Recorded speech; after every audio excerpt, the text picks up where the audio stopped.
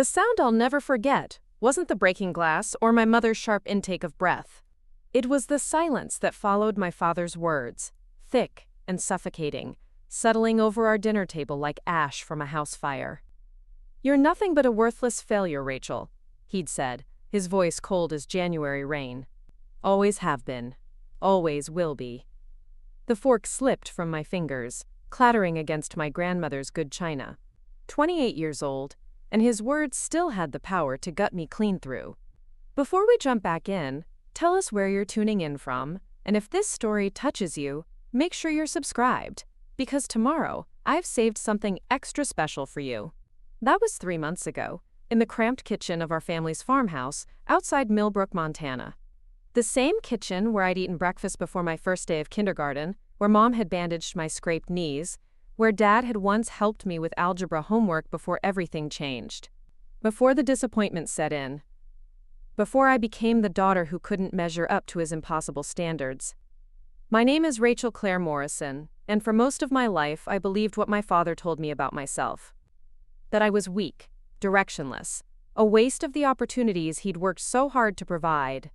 When I dropped out of pre-med after 2 semesters, citing anxiety and depression, he'd looked at me with disgust that cut deeper than any scalpel ever could. When I'd struggled through 3 different jobs in 2 years, each one ending in what he called another pathetic failure, he'd made it clear that I was exactly what he'd always suspected, a disappointment wrapped in false hope. The military had been my escape hatch, my last desperate attempt to prove him wrong. I'd walked into the Army recruitment office in Billings, with nothing but a backpack and a heart full of determination that felt more like desperation. Staff Sergeant Patricia Williams had taken one look at my test scores, my psychological profile, my background in computer science from my brief college stint, and smiled in a way that made me believe maybe, just maybe, I wasn't the failure everyone thought I was. Boot camp at Fort Leonard Wood had been hell, but it was a different kind of hell than living under my father's constant criticism. Here, when drill sergeants screamed at me, it was to make me stronger.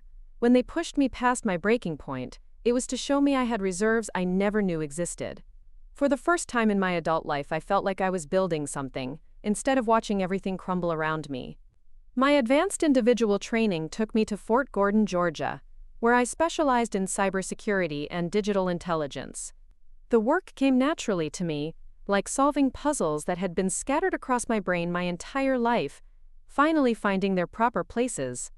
I discovered I had an intuitive understanding of network architecture, an almost supernatural ability to spot anomalies in data streams, and a patience for surveillance work that surprised everyone, including myself. But my father saw none of that. When I'd come home on leave wearing my dress blues, he'd barely glanced up from his newspaper. "Plain soldier now, are we?" he'd muttered. "Another phase that won't last." My mother, Sandra, had tried to smooth things over the way she always did, bustling around the kitchen, talking about how proud she was, how good I looked in uniform. But his words had already landed their mark, settling into the old familiar wounds like salt in a cut that never quite healed. The truth was, I hadn't told them what I really did for the Army. Couldn't tell them, because of the security clearance that came with my actual assignment. On paper, I was a 35N signals collector/analyst, stationed at Fort Meade, Maryland. In reality, I was part of a classified unit that didn't officially exist, working on operations that would never make the evening news. My parents thought I sat at a desk all day monitoring radio chatter. They had no idea I was tracking terrorist financing networks, dismantling cybercrime syndicates, or that my work had helped prevent attacks that could have killed thousands of American citizens. The $10 million mission that would change everything started on a Tuesday morning in February. I was 3 cups of coffee deep into my shift when Colonel Sarah Mitchell, our unit commander, appeared at my workstation with the kind of expression that meant either very good news or very bad news. At 38, Colonel Mitchell was the kind of officer who commanded respect without raising her voice, sharp as a blade and twice as decisive. "Morrison," she said, her voice low enough that only I could hear. "Conference room, now." The briefing room smelled like stale coffee and the kind of antiseptic that reminded you that everything here was serious. Life and death serious. Colonel Mitchell was joined by two men I'd never seen before, both wearing the kind of suits that screamed federal agency. The older one, with gray temples and eyes like winter sky, introduced himself as Director James Crawford, from a department whose name I was instructed to forget the moment the meeting ended. Specialist Morrison, Director Crawford began, sliding a thick folder across the table. Your psychological profile indicates an unusual combination of technical expertise and emotional resilience. Your commanding officers describe you as methodical, patient, and virtually invisible when surveillance is required. Is that assessment accurate? I glanced at Colonel Mitchell, who nodded slightly. Yes, sir. I believe so. Good. He opened the folder, revealing photographs of men I didn't recognize, bank statements with numbers that made my eyes water, and network diagrams that looked like spider webs drawn by someone having a particularly bad day. We have a situation.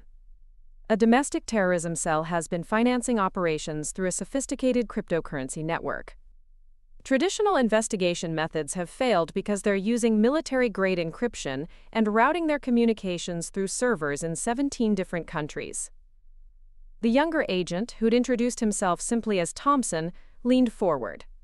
They've moved approximately $10 million in the past 6 months. Our intelligence suggests they're planning something significant for the 4th of July weekend. Something that would make 9/11 look like a warm-up act. My mouth went dry. What do you need from me?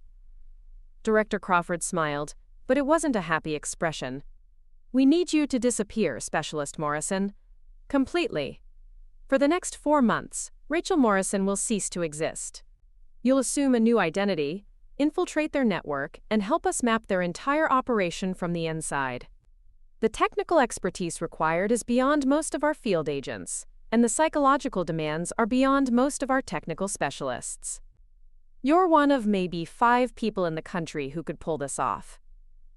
The room went quiet except for the hum of fluorescent lights and the distant sound of keyboards clicking in adjacent offices. I thought about my father's words, echoing in my head like a broken record. Worthless failure. Always have been, always will be. The risks are considerable, Colonel Mitchell added. If they discover your real identity, you'll be killed without hesitation. These aren't weekend warriors playing with pipe bombs. They're sophisticated, well-funded, and absolutely ruthless. We're talking about people who've already murdered 3 federal agents and 2 civilian contractors who got too close to their operation. I looked at the photographs again, studying the faces of men who decided that mass murder was an acceptable way to make whatever point they thought they were making. What's my cover? Director Crawford opened another folder. Jessica Lynn Parker, 26, recently divorced, struggling with debt and disillusionment with the government after losing her job with the IRS. You'll have a complete backstory, documentation, and a financial situation desperate enough to make their recruitment pitch attractive. The legend has taken our team 3 months to build, and it's flawless down to parking tickets. Preparing and narrating this story took us a lot of time, so if you are enjoying it, subscribe to our channel. It means a lot to us. Now back to the story. In social media posts going back 5 years, Thompson pulled out a laptop and turned the screen toward me. Their recruitment happens primarily through online gaming communities and cryptocurrency forums. They look for people with technical skills who feel betrayed by the system. Your job will be to become exactly the kind of person they want to recruit, then help them trust you enough to bring you into their inner circle. How long do I have to prepare? I asked. 2 weeks, Colonel Mitchell replied. You'll undergo intensive training in undercover protocols, advanced cryptocurrency analysis, and emergency extraction procedures. Your handler will be Agent Sarah Kim, 15-year veteran of undercover operations. She'll be your lifeline if things go sideways. I thought about my parents, about the disappointment that lived in my father's eyes every time he looked at me, about my mother's endless attempts to bridge a gap that seemed to widen every year, about the small town where everyone knew everyone's business, where my apparent lack of direction had become a source of whispered conversations at church socials and grocery store checkout lines. If I do this, I said slowly, And if it works, will anyone ever know? Director Crawford and Thompson exchanged glances. The operation will remain classified indefinitely. Your service record will show a routine deployment to Germany during this period. No medals, no recognition, no glory. The only people who will know what you've done are sitting in this room, plus maybe a dozen others, with the highest security clearances in the government. It should have disappointed me. Should have made me think twice about risking my life for something that would never appear on my resume, never impress my father, never prove to anyone back home that I was more than the failure they all thought I was. Instead, it felt like the first real opportunity I'd ever had to do something that mattered, regardless of who knew about it. I'll do it, I said. The next 2 weeks passed like a fever dream. Days spent in windowless rooms learning to lie with the fluency of a native speaker, how to build and maintain a false identity so completely that even I would start to believe it, how to recognize surveillance, how to communicate through coded messages, how to kill someone with improvised weapons if the situation called for it. That last part had made me throw up twice during training, but Agent Kim had been patient, understanding. The goal is never to use these skills, she'd told me, cleaning vomit off my shoes with the matter-of-fact competence of someone who'd seen much worse. But if your life depends on it, you need to know that you can do whatever it takes to survive and complete the mission. I called my parents the night before I disappeared into my new identity, told them I was being deployed overseas, couldn't tell them where, couldn't say how long I'd be gone. My mother cried the way she always did when I left. My father had simply said, "Try not to screw this up too," and handed the phone back to Mom. As I hung up, I wondered if those might be the last words he ever spoke to me. And I wondered if, when this was all over, I'd finally have something to prove that his assessment of me had been wrong all along. The apartment they'd set up for Jessica Parker was in a rundown complex in Aurora, Colorado. The kind of place where nobody asked questions and everybody minded their own business. Peeling wallpaper, carpet that had seen better decades, neighbors who played music too loud and fought even louder.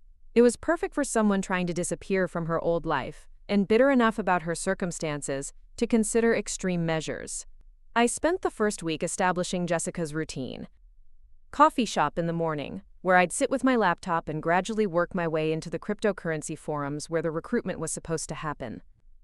Grocery shopping at odd hours, like someone who was either unemployed or working unconventional hours. Laundromat visits where I'd strike up conversations with other residents, building a consistent story about my divorce, my financial troubles, my growing resentment toward a government that had thrown me away like yesterday's garbage. The gaming community was where I first made contact, playing online poker with stakes small enough for someone on a tight budget, gradually working conversations around to politics, to grievances, to the feeling that the system was rigged against people like us. It took 3 weeks for someone using the handle Patriot Reborn to send me a private message asking if I ever thought about doing something more than just complaining. Depends what you have in mind. I typed back, my heart hammering against my ribs. Someone who thinks like you do. Someone who's tired of watching this country rot from the inside. You ever consider that maybe voting isn't enough anymore? The conversations that followed were careful, tentative, like two people circling each other in the dark. Patriot Reborn turned out to be a man named Marcus Webb, 34, former Army himself, discharged under circumstances he described as, quote, political persecution for thinking the wrong thoughts. He worked construction now, lived in a trailer outside Colorado Springs, and spent his evenings online talking to people who shared his conviction that the federal government had become an enemy of the American people. The thing is, he told me during a voice chat 3 weeks into our correspondence, there's a group of us who've moved past just talking. People who understand that sometimes you have to fight fire with fire. But we're careful about who we bring in, you understand? Can't afford to let the wrong people know what we're planning. I'm listening, I said, adjusting the voice modulation software that made me sound slightly different than my natural speaking voice.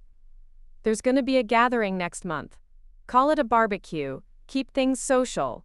But if you're serious about wanting to make a difference, really make a difference, this would be your chance to meet some like-minded individuals. The barbecue was held at a ranch outside Pueblo, Colorado, on a Saturday afternoon in late April.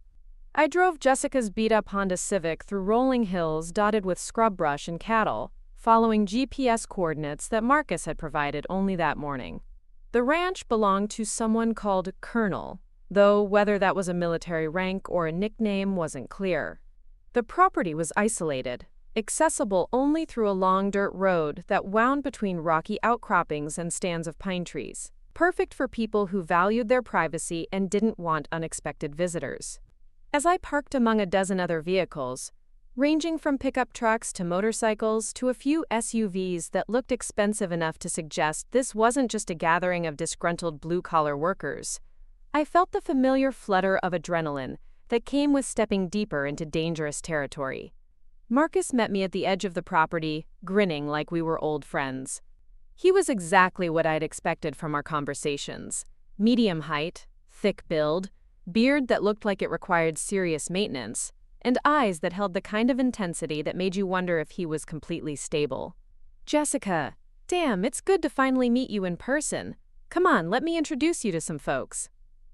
The gathering looked like any other rural barbecue from a distance. Men clustered around a smoking grill, women setting out salads and side dishes on picnic tables, children running around with the kind of freedom that only came with wide-open spaces. But as I got closer, I started noticing details that set my nerves on edge, conversations that stopped when strangers approached, people who seemed to be constantly scanning their surroundings, and an unusual number of guests who moved with the disciplined posture of people with military or law enforcement training. "That's Colonel Davidson over by the grill," Marcus said, lowering his voice. "Owns this place. 20 years in Special Forces before he retired and started seeing what was really happening to this country. And the woman next to him, that's Dr. Elizabeth Reeves. She used to work for the CDC before she discovered how deep the corruption really goes." I nodded, filing away names and faces, already composing the report I'd write for Agent Kim later that evening. Dr. Reeves was younger than I'd expected, maybe mid-30s, with the kind of polished appearance that suggested she was more comfortable in conference rooms than at rural barbecues.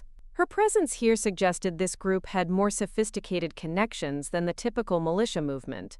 The afternoon progressed with surface conversations about weather, sports, and general complaints about politics. But I noticed that people kept drifting away in small groups, disappearing into the ranch house or walking toward outbuildings for conversations that lasted 15 or 20 minutes before they returned, with expressions that suggested they'd been discussing something more serious than football scores. My chance came when Dr. Reeves approached me near the drink table.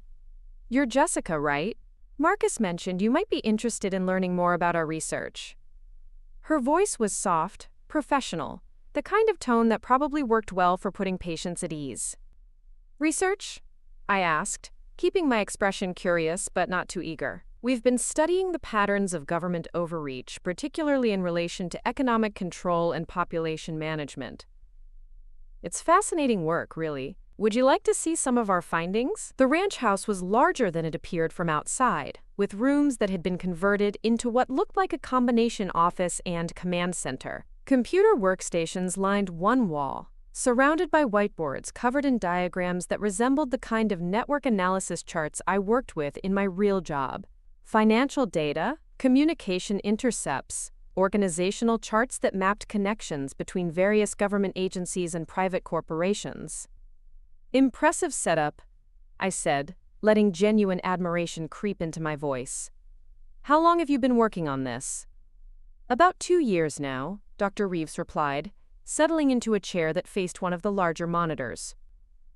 "Ever since I discovered how they've been using cryptocurrency networks to fund operations that Congress never authorized, black budget projects that make Iran-Contra look like a paperwork error." She pulled up a series of financial charts that made my breath catch in my throat. The data was sophisticated, detailed, and unfortunately, largely accurate. These people had somehow gained access to classified financial information that should have been impossible for civilians to obtain. "The beauty of blockchain technology," she continued, "is that once you understand how to read the patterns, financial transactions become completely transparent. Every dollar can be traced, every payment can be mapped, every secret can be exposed. Her fingers moved across the keyboard with practiced efficiency, pulling up transaction records that I recognized from my own work, including the ones they used to fund false flag operations designed to justify expanding their control over American citizens. This was where their legitimate research had led them down a dark path. The financial data was real, but their interpretation of it was twisted by paranoia and conspiracy theories.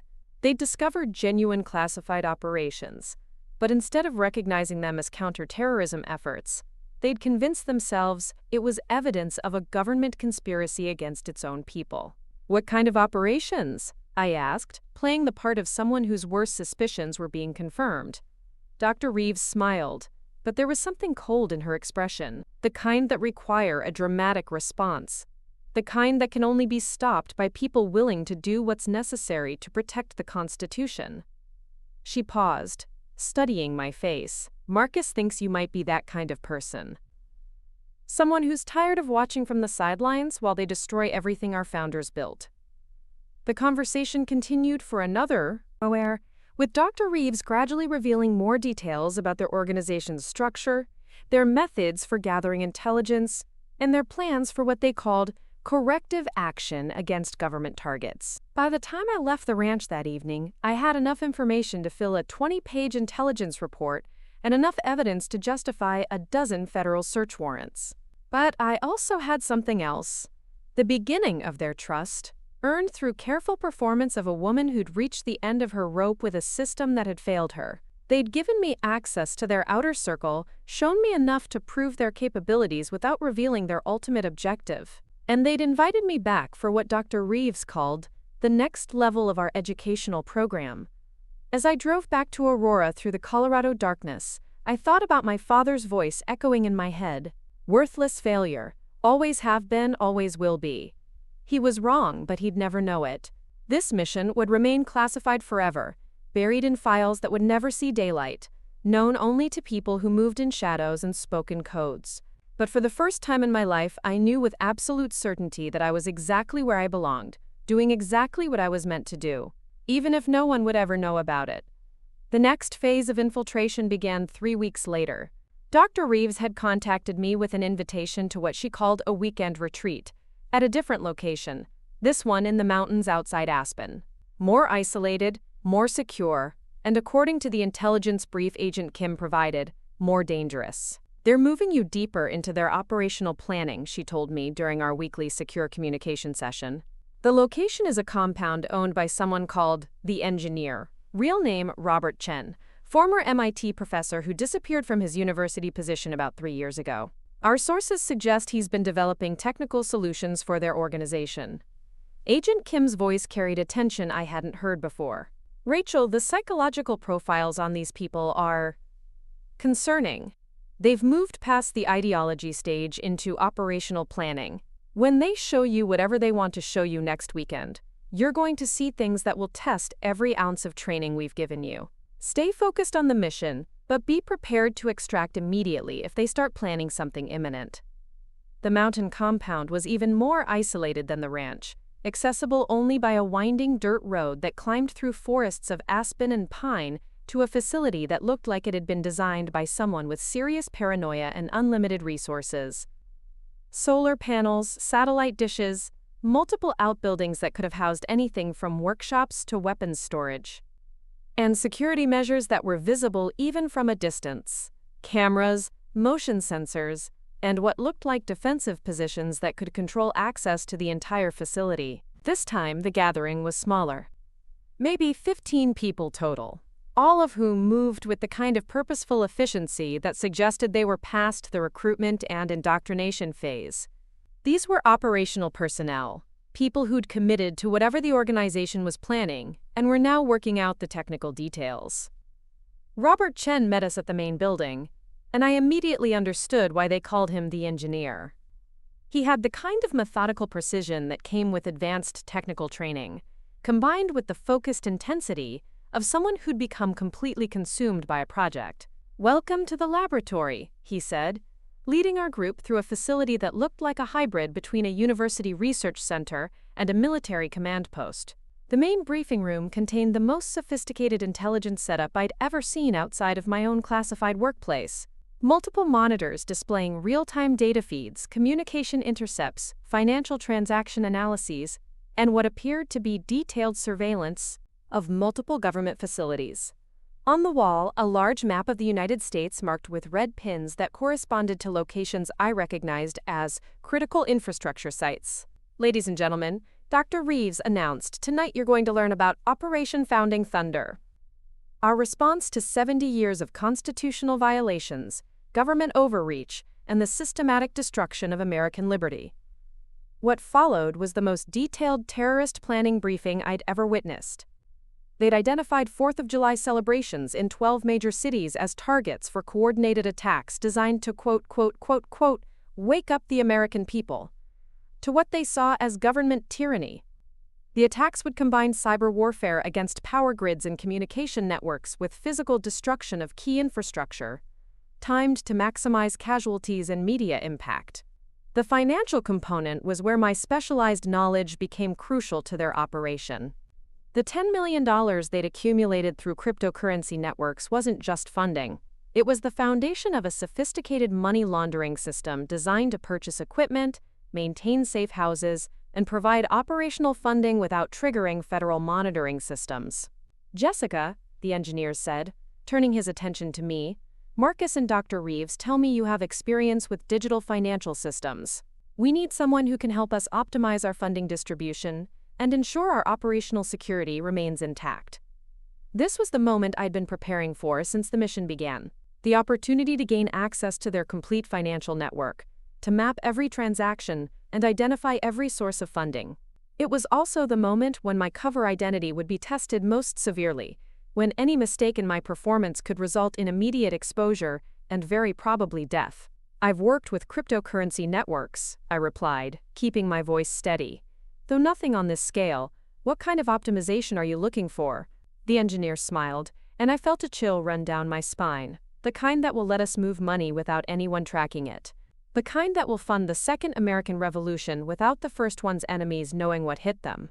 Over the next 6 hours, they walked me through financial networks that represented 2 years of sophisticated planning and execution.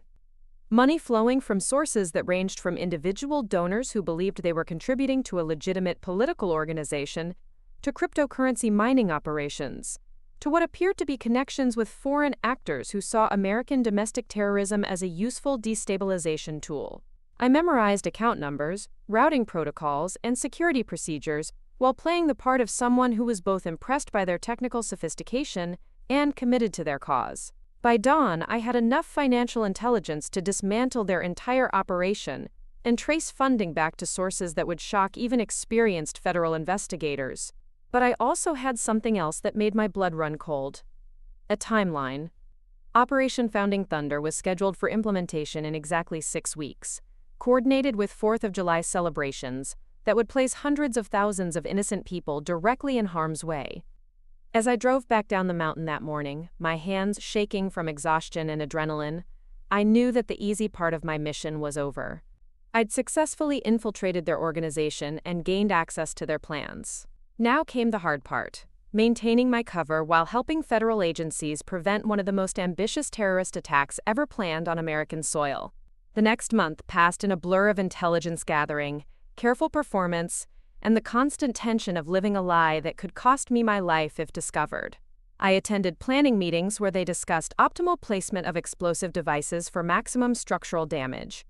I participated in surveillance operations targeting federal buildings and critical infrastructure sites. I helped refine their financial protocols to avoid detection by banking authorities, who were actively searching for exactly the kind of transactions I was helping them conceal. And through it all, I maintained the persona of Jessica Parker, bitter divorcee and government employee turned revolutionary, someone whose personal grievances had evolved into a willingness to commit mass murder in service of an ideology that made sense only to people who'd lost touch with reality. The hardest part wasn't the technical aspects of the mission, or even the constant fear of exposure. It was the gradual realization that these people weren't monsters in the traditional sense. They were intelligent, dedicated individuals who'd convinced themselves that terrorism was patriotism, that mass murder was liberation, that destroying the country they claimed to love was the only way to save it. Dr. Reeves talked about her children, worried about the world she was leaving them. Marcus spoke with genuine emotion about veterans who'd been abandoned by the system they'd served. The engineer described his transformation from respected academic to wanted fugitive as a patriotic duty, a sacrifice made necessary by government corruption and overreach. In quieter moments, usually during the long drives between safe houses and meeting locations, I found myself thinking about my father's assessment of me. Worthless failure. It would have been easy to believe him if I'd been sitting at a desk job somewhere, processing routine paperwork and watching television every evening. But here, maintaining a cover identity while infiltrating one of the most dangerous domestic terrorist organizations in American history, I knew with absolute certainty that he'd been wrong about me. I was good at this work, not just competent, but naturally gifted in ways that surprised even my handlers. The ability to read people, to anticipate their needs and responses, to become the person they wanted to trust. The patience to gather intelligence slowly and carefully, building relationships that would provide access to information that could save lives. The emotional discipline to compartmentalize my real feelings while performing a role that required me to express enthusiasm for plans that made me physically sick to contemplate. 2 weeks before the planned attacks, everything changed. I was attending what they called a final coordination meeting at a warehouse outside Denver when Agent Kim's emergency extraction signal came through on my concealed communication device. 3 sharp pulses, followed by 2 long ones, followed by 3 more sharp pulses. The signal that meant immediate danger, abort the mission, extraction team en route. But I was 40 feet underground in a reinforced basement, surrounded by 15 heavily armed people who'd kill me without hesitation if they discovered my real identity, listening to final targeting assignments for attacks that would begin in exactly 13 days. The extraction signal might as well have been coming from another planet. "Jessica," Dr. Reeves called from across the room, "we need you to verify the final transfer protocols. Can you confirm that our funding distribution will be complete 72 hours before implementation?" I looked at the laptop screen displaying financial networks that I'd helped them optimize, knowing that each transaction represented another step closer to coordinated mass murder, knowing that my father's voice was wrong, that I wasn't a worthless failure, that I was exactly who the mission needed me to be, at exactly the moment when it mattered most. "Confirmed," I said, my voice steady as steel. "Everything will be in place exactly as planned." The extraction signal pulsed again, more insistently this time, but I turned off the device and focused on the terrorist planning session that would provide federal agencies with the final intelligence they needed to prevent Operation Founding Thunder from becoming the deadliest domestic attack in American history. Because sometimes, being a hero means ignoring the safe choice and staying in the darkness until the job is done. Even when nobody will ever know your name, and even when your father will never understand that his worthless failure daughter had saved more lives than he could possibly imagine. The warehouse basement felt like a tomb, concrete walls pressing in from all sides, while fluorescent lights buzzed overhead with the persistence of angry wasps. I sat perfectly still, watching Dr. Reeves trace her finger across a map of downtown Denver, marking locations where chaos would unfold in less than 2 weeks. The emergency extraction signal had gone silent in my pocket, but I could still feel its phantom pulse against my ribs, a metallic heartbeat reminding me that somewhere above ground, federal agents were probably wondering if their undercover operative was already dead. "The beautiful thing about Independence Day," the engineer was saying, his voice carrying the calm precision of someone discussing a construction project rather than mass murder, "is that everyone expects fireworks. A few extra explosions won't seem unusual until it's far too late to matter." His laptop displayed a 3-dimensional model of Civic Center Park, complete with crowd density projections and optimal placement calculations for maximum structural damage. I forced myself to nod appreciatively while mentally cataloging every detail for the intelligence report that might never get written. Marcus Webb leaned forward in his folding chair, assault rifle resting casually across his knees like a carpenter's tool. "What about emergency response times? Denver PD, fire department, federal agencies, How long before they coordinate an effective response? His question carried the weight of someone who'd spent considerable time thinking about law enforcement tactics, probably during his years in the Army before whatever had turned him into this. 17 minutes, replied a woman I knew only as Phoenix, her voice flat and professional. She was new to the group, brought in specifically for her expertise in emergency services coordination. Former EMT, according to the background information they'd shared, who'd become disillusioned after watching federal agencies mismanage disaster response operations. Now she planned to create disasters instead of responding to them. 17 minutes from initial incident report to coordinated multi-agency response. But that assumes normal circumstances. During a coordinated attack on multiple targets, with communication networks compromised and command structures disrupted, we're looking at 45 minutes minimum before they can mount any kind of organized counter-operation. The numbers made my stomach turn. 45 minutes was an eternity when explosive devices were detonating in crowds of families celebrating the nation's birthday. 45 minutes for secondary attacks for the kind of systematic destruction that would leave scars on the American psyche for generations. I thought about children waving flags, parents pushing strollers, veterans watching parades with tears in their eyes, all of them unknowingly walking into the crosshairs of an operation that had consumed 2 years of careful planning and $10 million in untraceable funding. Dr. Reeves moved to another section of the map, this one showing the Colorado State Capitol building and surrounding government complex. Phase 2 begins simultaneously with the crowd-focused attacks. While emergency services are overwhelmed with civilian casualties, we implement the infrastructure component. Power grids, communication hubs, transportation networks, everything that keeps a modern city functional. She paused, looking directly at me.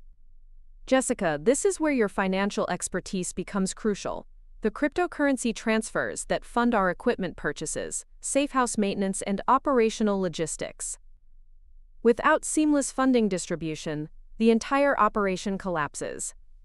I pulled out my laptop, grateful for something concrete to focus on while fighting down the nausea that came with listening to detailed mass murder plans.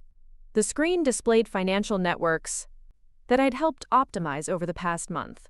Digital pathways that channeled money from sources ranging from individual donors who believed they were supporting legitimate political activism to foreign cryptocurrency accounts that suggested international backing for domestic terrorism. Transfer sequences are configured for automatic execution, I reported, my voice steady despite the chaos in my mind. Primary funding distributes 72 hours before implementation. Secondary reserves deploy at 12-hour intervals during the operational window, and contingency accounts remain accessible for 48 hours post-operation to support extraction and regrouping efforts. The engineer nodded approvingly. Excellent. And the obfuscation protocols? Triple-layer encryption with randomized routing through cryptocurrency exchanges in 14 countries. Even if federal investigators identify the transactions, tracing them back to source accounts would require international cooperation from governments that don't typically assist American law enforcement. I was describing systems that I'd helped design, improvements to their original money laundering network that made it nearly impossible to track. Every word felt like betrayal, but it was betrayal in service of gathering the intelligence that would ultimately destroy the entire operation. Phoenix opened a different laptop, this one displaying what looked like emergency services deployment maps. I need confirmation on the communication disruption timeline. If we're jamming police and fire department radio frequencies, coordination with the infrastructure attacks becomes critical.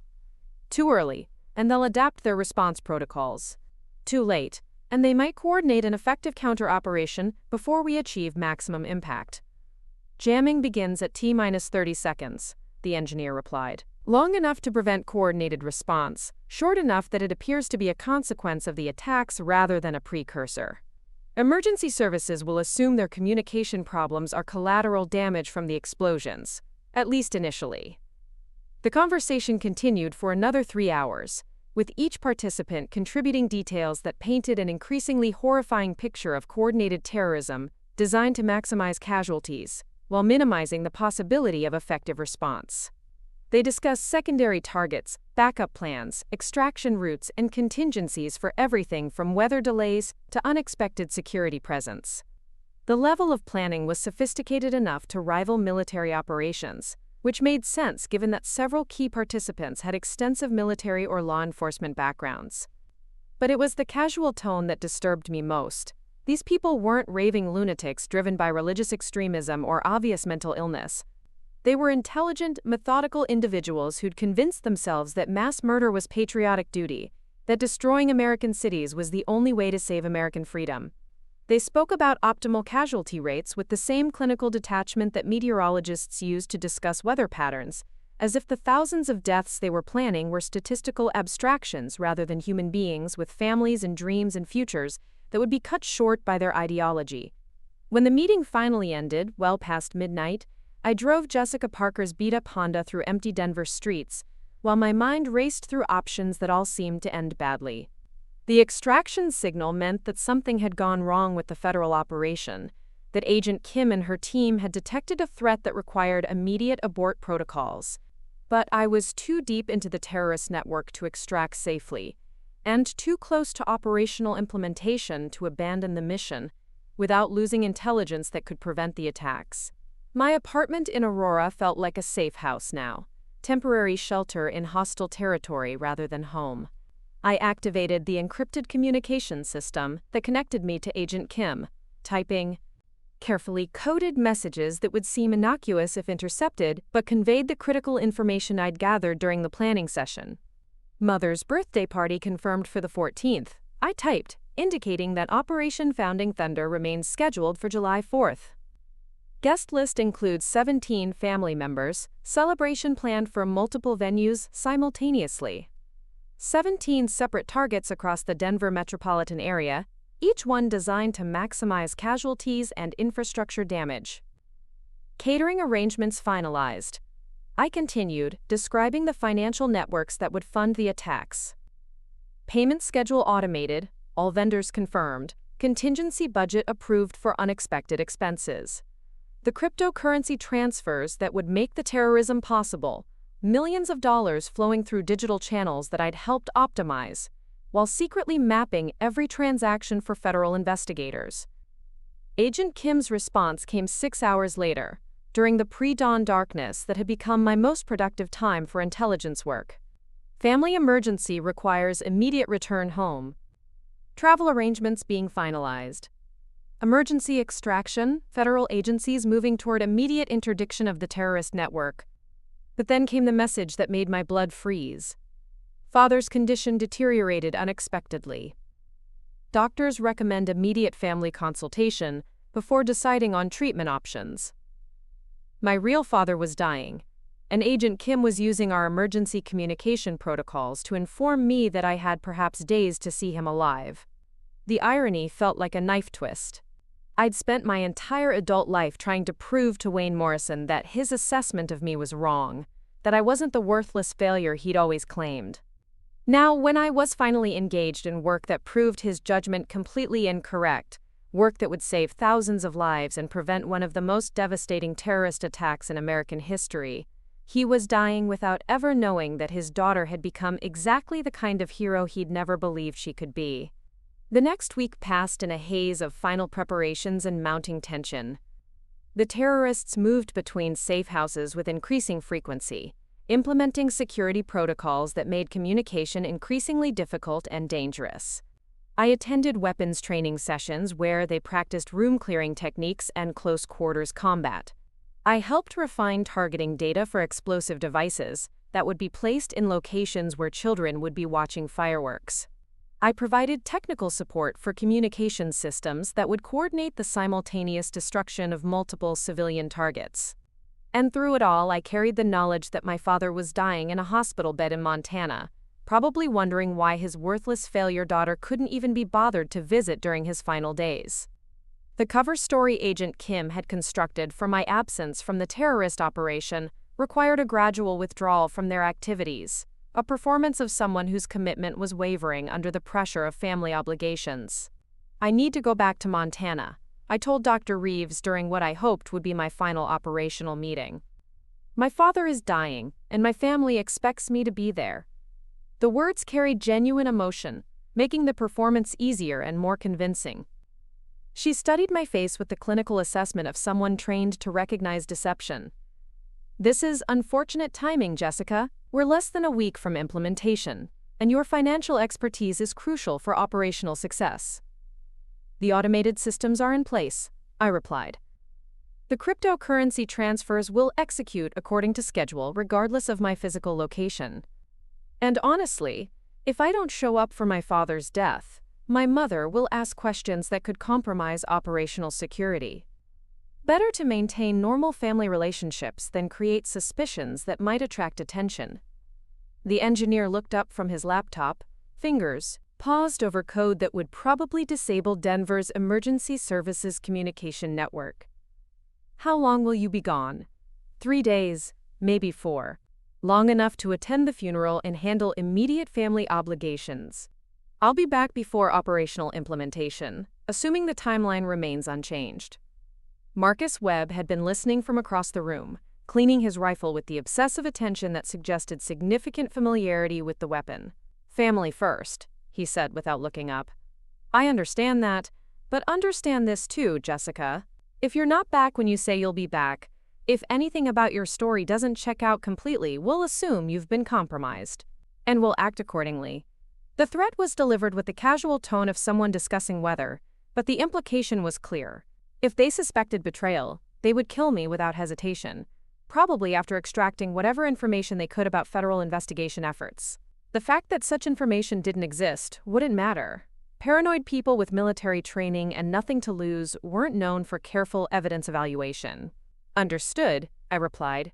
"I'll maintain communication protocols and provide confirmation of my location and activities.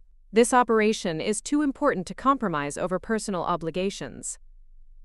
Dr. Reeves nodded slowly. "Good, because Operation Founding Thunder represents the beginning of the Second American Revolution, the moment when patriotic Americans finally respond to decades of constitutional violations and government overreach. History will remember what we do, Jessica. Make sure you're on the right side of it." I drove out of Denver that afternoon, following highway routes that took me north toward Montana, while my mind processed the intelligence I'd gathered and the impossible situation I'd created. The federal extraction signal had indicated immediate danger, but I'd ignored it to gather information that could prevent mass casualty terrorism. Now I was finally extracting, but possibly too late to see my father alive, definitely too late to repair a relationship that had been broken by decades of mutual misunderstanding. The drive through Colorado and Wyoming gave me time to think about the strange trajectory that had led me from small-town disappointment to federal undercover operative, about the girl who dropped out of pre-med because the pressure had triggered anxiety attacks that left her curled on bathroom floors, gasping for breath that wouldn't come, about the young woman who'd worked 3 different jobs in 2 years, each one ending in what her father called another pathetic failure, each one reinforcing his assessment that she lacked the discipline and commitment necessary for adult success.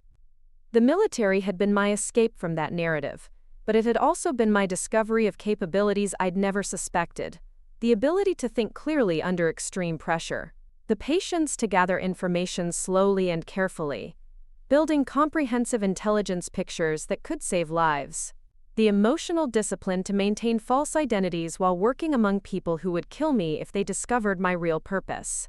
But none of those discoveries had ever made it back to the farmhouse outside Millbrook, Montana. My father's assessment of me had been formed before I'd learned what I was capable of, and nothing I'd done since had been visible enough to change his mind. The classified nature of my real work meant that he would die thinking his daughter was exactly what he'd always claimed: a worthless failure who couldn't succeed at anything that mattered. Agent Kim met me at a truck stop outside Billings, looking like any other federal employee on routine assignment, rather than the handler for one of the most sensitive undercover operations in recent counterterrorism history. She slid into the passenger seat of my rental car without ceremony, immediately activating electronic countermeasures that would prevent surveillance of our conversation. "We have a problem," she said without preamble. "The terrorist network you've been infiltrating isn't the only operation. We've identified at least 3 similar organizations in different regions, all planning coordinated attacks for July 4th. all funded through cryptocurrency networks that connect back to the same foreign sources. My exhaustion was suddenly replaced by cold alertness. How similar? Nearly identical methodology, timing, target selection, funding mechanisms. Someone has been running a distributed terrorism operation designed to look like independent domestic threats, while actually representing coordinated international attack on American civilian infrastructure. She pulled out a tablet displaying financial network analyses that looked familiar. The $10 million you've been tracking is just one node in a much larger operation. We estimate total funding at over $50 million, distributed among terrorist cells in 12 different states. The implications hit me like physical impact. I'd been so focused on preventing the Colorado attacks that I'd missed the larger pattern. Operation Founding Thunder wasn't an isolated terrorist plot. It was one component of the most ambitious attack on American soil since Pearl Harbor, designed to look like domestic extremism while actually representing foreign warfare conducted through proxy organizations. "What's the extraction plan?" I asked. Agent Kim's expression was grim. "There isn't one, at least not yet. You're the only federal operative who's gained access to the operational details of any of these organizations. The intelligence you've gathered is crucial for understanding their methods, but we need more. We need to know how they're coordinating between cells, who's providing the foreign funding, and what other targets they might have that we haven't identified." I told them I'd be back in 3 or 4 days. If I don't return, they'll assume I've been compromised and accelerate their timeline. The attacks could happen days earlier than planned, before federal agencies can coordinate preventative operations. "We know. That's why you have to go back." The hospital in Millbrook was smaller than I remembered, the kind of rural facility that handled routine medical needs but wasn't equipped for serious trauma or extended critical care. My father lay in a bed that made him look smaller and frailer than the man who'd dominated my childhood through the sheer force of his disappointment. Machines monitored vital signs that were failing despite medical intervention. My mother sat beside him, holding his hand with the patient devotion of someone who'd spent 40 years loving a difficult man. "Rachel," she whispered, rising to embrace me with relief that carried decades of worry. "I wasn't sure you'd be able to get leave. I know how important your work is." If only she knew. I kissed her forehead, breathing in the familiar scent of her perfume mixed with hospital antiseptic. "How is he?" "Weak. The doctors say maybe days, maybe weeks. His heart just gave up. Too many years of stress and stubbornness, they think." She looked at his sleeping form with an expression that mixed love and exasperation in proportions that only long marriage could produce. "He's been asking for you." I sat in the bedside chair she vacated, studying the face that had haunted my dreams and driven my ambitions for more years than I cared to count. Wayne Morrison in unconsciousness looked like what he'd always been underneath the harsh criticism and impossible standards. A man who'd worked hard his entire life, who'd raised a family on a small farm through economic challenges that would have broken weaker people, who'd loved his daughter in the only way he'd known how, even when that love felt like constant judgment. "Dad," I said softly, taking his hand in mine. "It's Rachel, I'm here." His eyes opened slowly, struggling to focus on my face. When recognition came, it brought a smile that I hadn't seen since childhood. "There's my girl," he whispered. "I knew you'd come." The words hit harder than I'd expected. Despite everything, despite years of calling me a worthless failure, despite his inability to understand or appreciate anything I'd accomplished, he'd still expected me to be there when it mattered. Still thought of me as his girl, the daughter he'd raised even if he'd never quite figured out how to show pride in who she'd become. "I'm sorry it took so long," I said, meaning it in ways he couldn't possibly understand. "I've been working on something important, something that couldn't wait." He squeezed my hand with strength that surprised me. "Tell me about it." And that's when I realized the cruel impossibility of my situation. I was engaged in the most important work of my life, preventing terrorism that would kill thousands of innocent people, using skills and courage that proved his assessment of me had been completely wrong. But the classified nature of the operation meant I could never tell him. He would die believing his daughter was exactly what he'd always thought. A disappointment who couldn't succeed at anything that mattered. It's hard to explain, I said carefully. Computer work, mostly. Financial analysis, network security, that kind of thing. His expression dimmed slightly, the familiar look of someone hearing about work that seemed abstract and unimportant. Sounds complicated. It is sometimes, but I'm good at it, Dad. Better than I thought I'd be at anything. He studied my face for a long moment, and I saw something I'd never noticed before.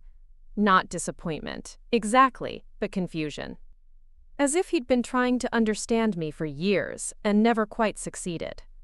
You always were smarter than you gave yourself credit for, he said quietly. I wanted better for you. Wanted you to have the opportunities I never had. The conversation continued in fragments over the next 2 days, interrupted by periods of unconsciousness and visits from relatives who'd driven from across Montana to say goodbye. I found myself torn between the desire to spend every moment with him and the knowledge that thousands of lives depended on my return to Denver before the terrorists decided I'd been compromised. On the second evening, as I sat reading beside his bed while my mother dozed in a chair near the window, he spoke suddenly into the quiet room. I know I wasn't easy on you, he said, his voice stronger than it had been all day. I know I said things that hurt. I was scared, Rachel. Scared that if I didn't push you hard enough, you'd settle for less than you deserved. I looked up from my book, seeing him clearly for perhaps the first time in my adult life. Not the harsh critic who'd dominated my childhood, but a man who'd loved his daughter enough to demand excellence, even when he didn't understand what excellence looked like in her life. You weren't wrong about me being directionless, I said. I was lost for a long time, but I found my way, Dad. I found work that matters, work that makes a difference. He smiled, and this time there was something like pride in his expression. I believe you did. You always had it in you. I just couldn't see it. Those were the last coherent words he spoke to me. He slipped into unconsciousness that night and died the following morning, while I was on the phone with Agent Kim, discussing operational details for my return to the terrorist network. My mother held his hand as his breathing stopped, and I held hers, both of us crying for the complicated man who'd shaped our lives in ways we were still trying to understand.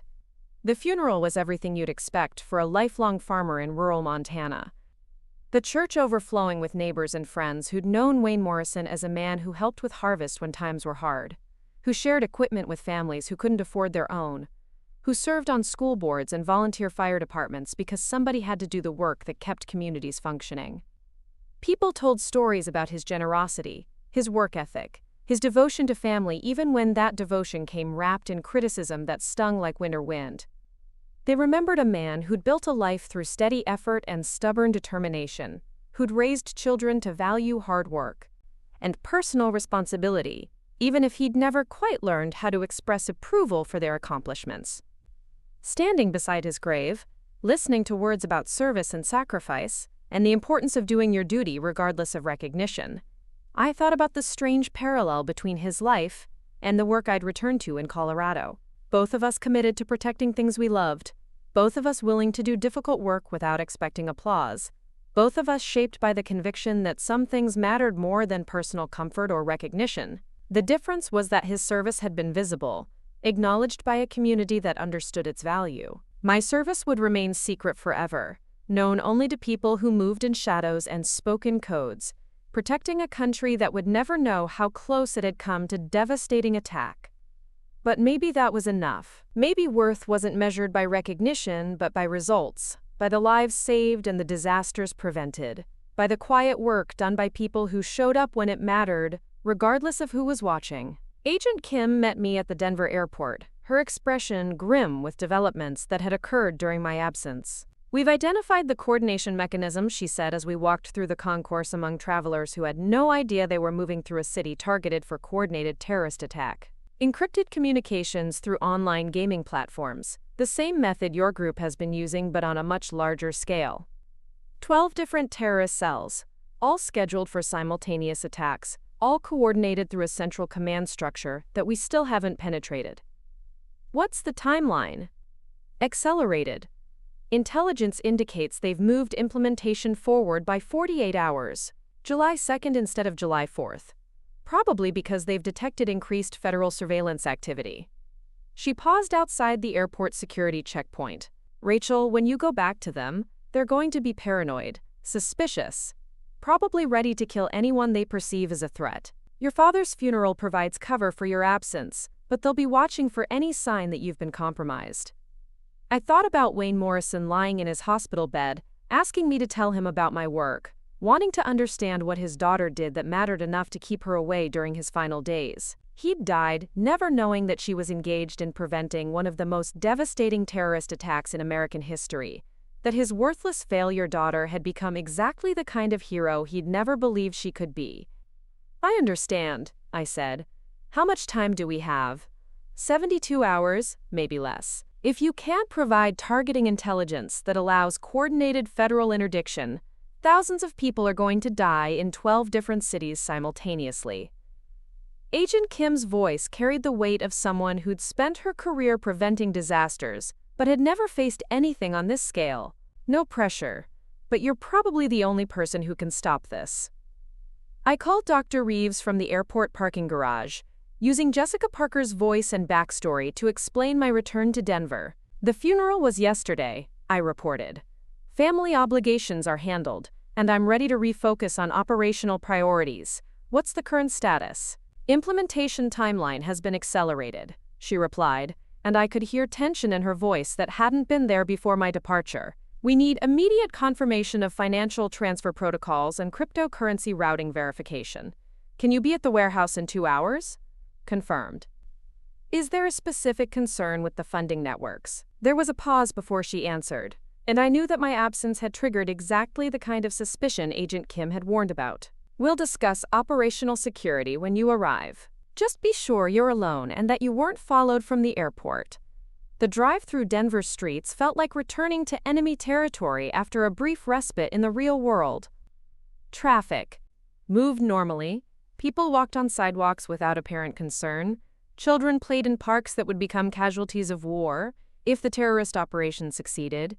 In 72 hours, this city might look like a combat zone, with emergency services overwhelmed and infrastructure crippled by coordinated attacks designed to maximize civilian casualties.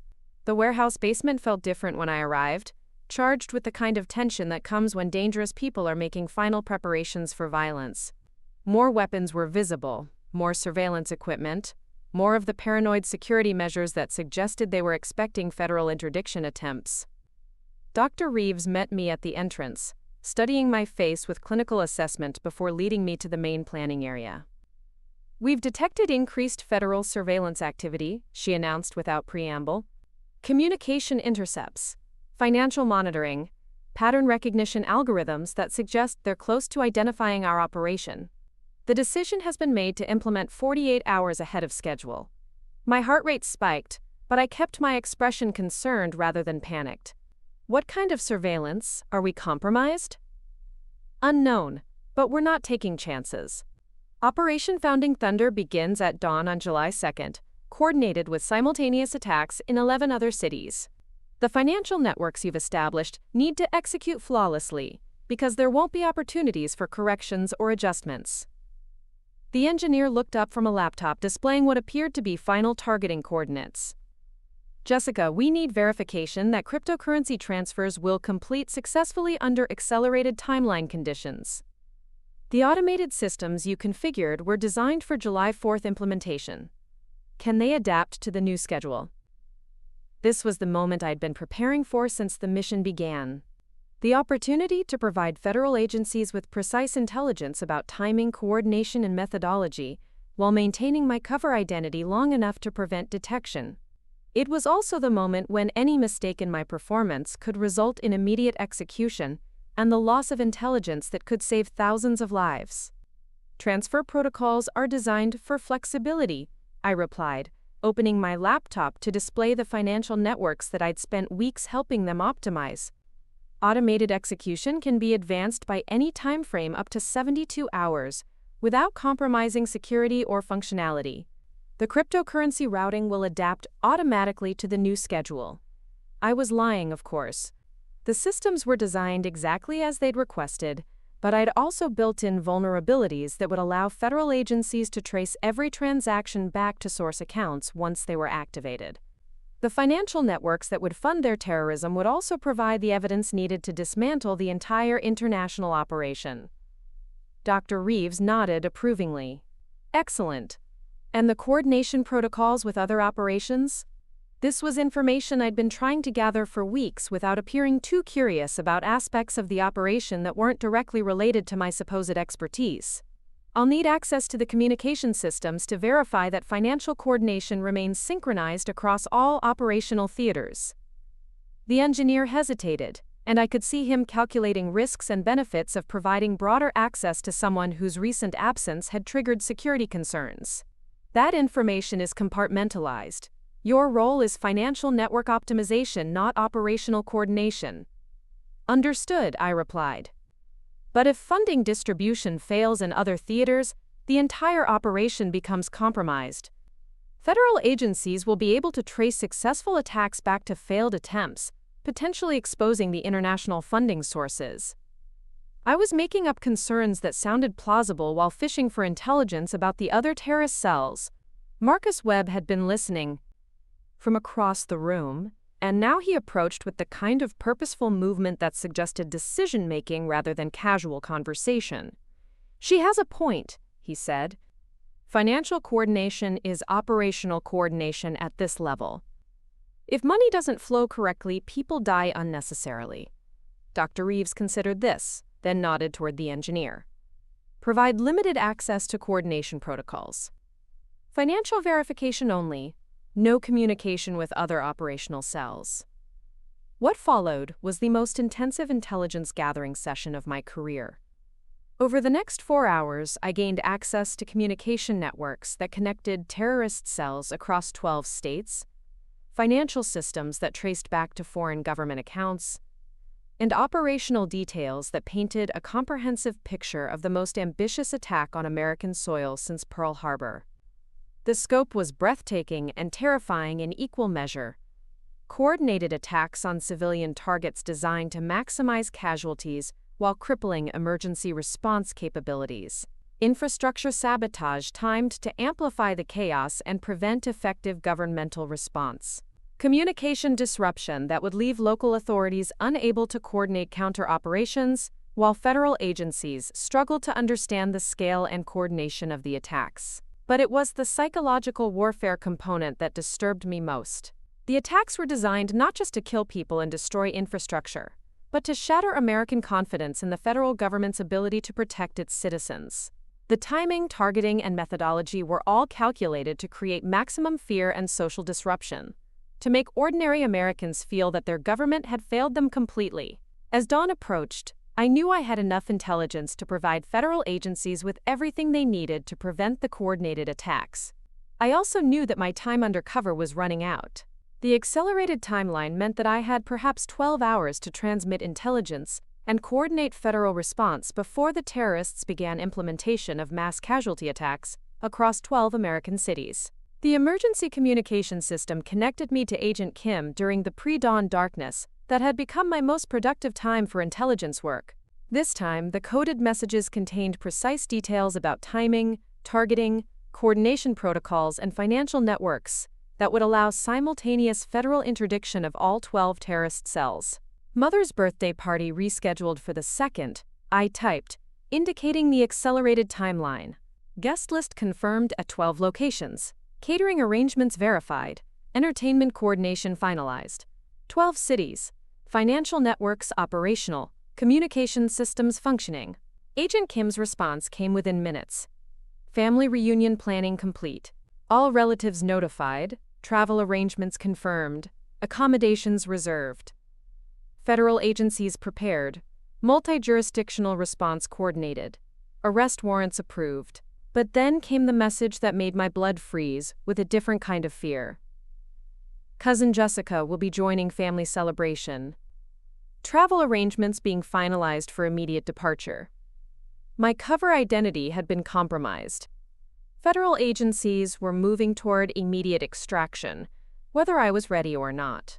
I deleted the communication logs and powered down the encrypted system, then sat in Jessica Parker's shabby apartment, listening to the pre-dawn silence, while my mind raced through implications that all seemed to end, with either my death or the successful implementation of coordinated terrorism that would kill thousands of innocent people. Outside, Denver was waking up to what might be its last normal day for a very long time.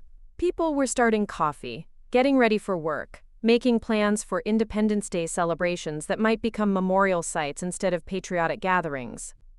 Children were probably already excited about fireworks that might be replaced by the sounds of emergency sirens and structural collapse. I thought about my father, lying in his grave in Montana, having died believing that his daughter was exactly what he'd always claimed, a worthless failure who couldn't succeed at anything that mattered. He'd been wrong, but he would never know it.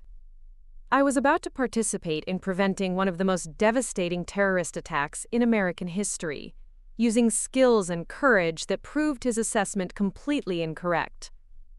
But the classified nature of the operation meant that his judgment would remain forever uncorrected, his opinion of me unchanged by evidence he would never be allowed to see.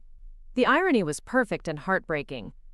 I'd finally become the person he'd never believed I could be, but he'd died before discovering his mistake.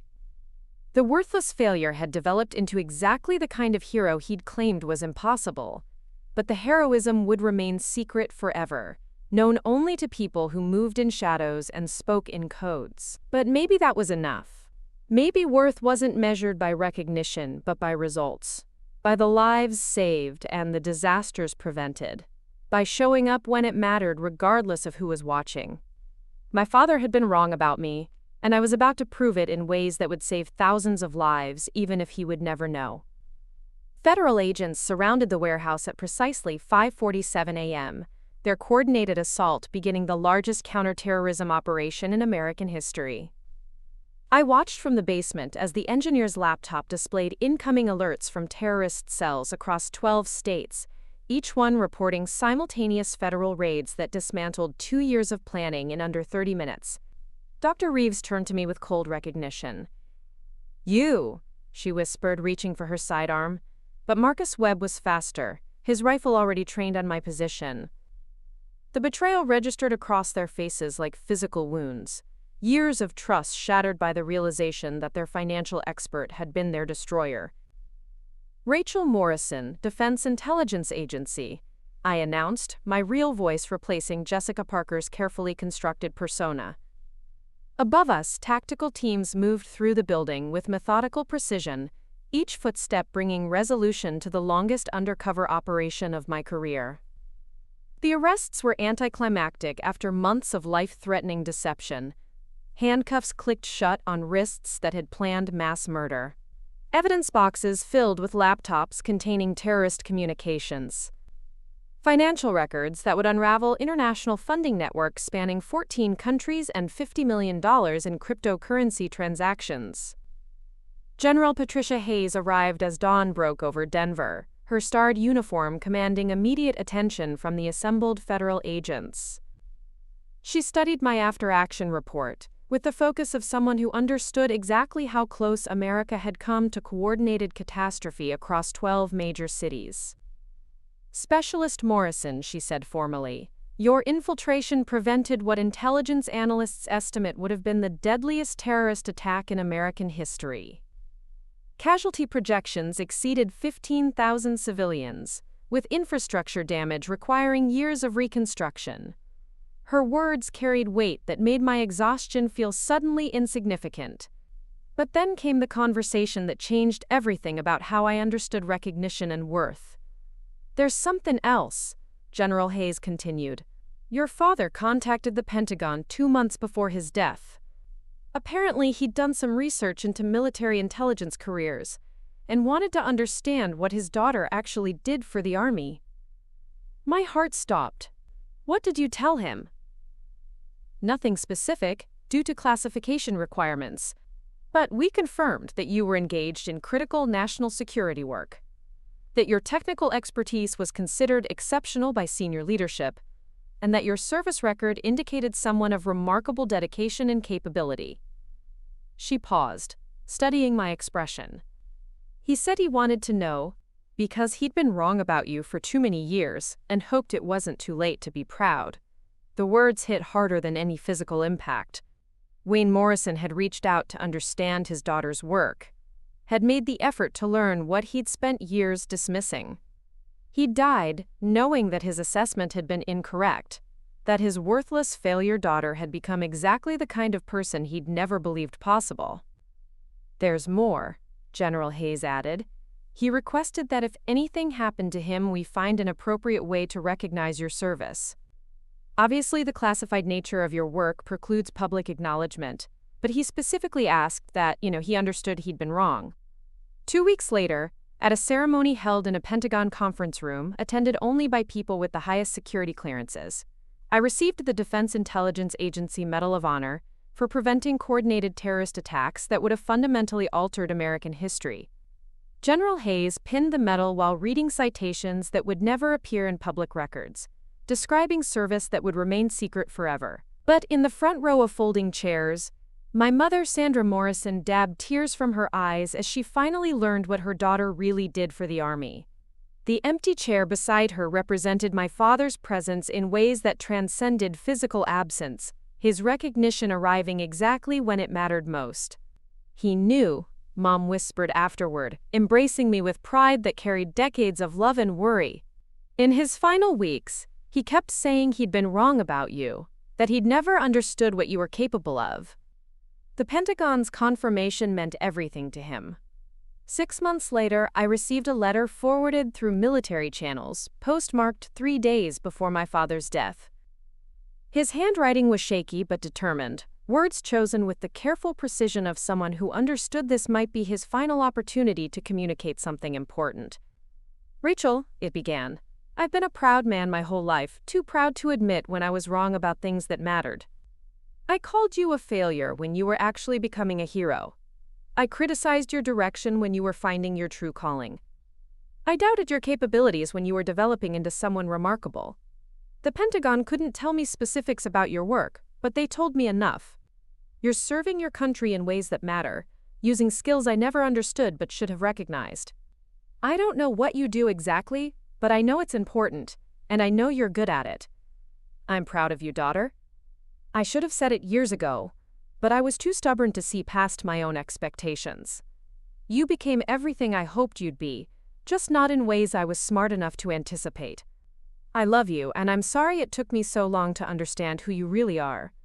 The letter was signed, "Your father, Wayne Morrison," followed by a postscript that made me cry harder than I had since his funeral.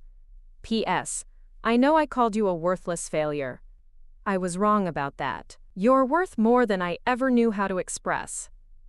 Today, I work at the Defense Intelligence Agency's Cyber Threat Analysis Division, using the same skills that prevented Operation Founding Thunder to identify and neutralize emerging terrorist financing networks. My office contains no visible recognition of the mission that defined my career, no public acknowledgement of service that saved thousands of lives. But on my desk sits a framed photograph of my parents on their wedding day, young and hopeful and unaware of the daughter who would grow up to become someone neither of them expected. Next to it, my father's final letter remains carefully folded, a recognition that arrived exactly when it was needed most. The terrorist cells we dismantled led to investigations that unraveled international networks spanning 3 continents and involving state-sponsored terrorism from countries that publicly claimed friendship with America. The financial intelligence I gathered became the foundation for legislation that revolutionized cryptocurrency monitoring and closed loopholes that had made terrorist funding nearly impossible to trace. None of that appears on my public resume. My neighbors think I work for the Department of Agriculture, analyzing farming subsidy programs. My college classmates assume I settled into some boring government job processing paperwork. The small town where I grew up still whispers about Wayne Morrison's daughter, who never quite lived up to her potential. But late at night, when I review intelligence reports about terrorist plots that never reached implementation because we identified their funding sources, I think about my father's voice calling me a worthless failure, and his handwritten recognition that he'd been completely wrong. Sometimes the most important victories are the ones nobody knows about. Sometimes the greatest recognition comes from the people who mattered most, even if it arrives too late for conversation, but not too late for understanding. My father died believing he'd raised a daughter who couldn't succeed at anything important. But his final act was discovering that his worthless failure had become exactly the kind of hero he'd never imagined possible. That recognition, private and classified and shared only between us, means more than any medal or public acknowledgement ever could. Up next, you've got 2 more standout stories right on your screen. If this one hit the mark, you won't want to pass these up. Just click and check them out.